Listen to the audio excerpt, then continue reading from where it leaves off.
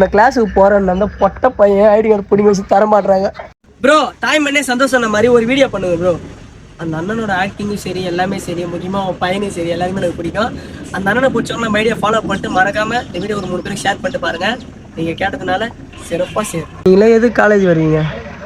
எப்பா என் கொடுமை நான் எங்கே போய் சொல்லி ஆடுவேனே தெரியல.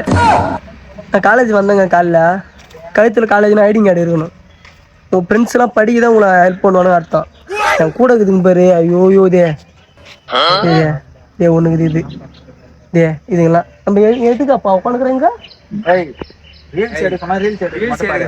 காலேஜ் வந்து எங்க பக்கத்து ஒரு காட்டுக்குள்ள இருக்குது. இங்க வந்து ரீல்ஸ் பண்ணுங்க.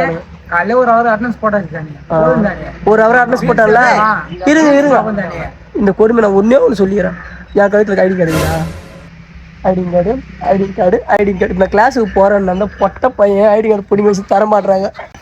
எனக்கு என்ன பண்ணுறதே தெரியல. அம்மா நைட்டு அது மதியம் 12 மணிக்கு அவனுக்கு அந்த கொடுமை வருமா?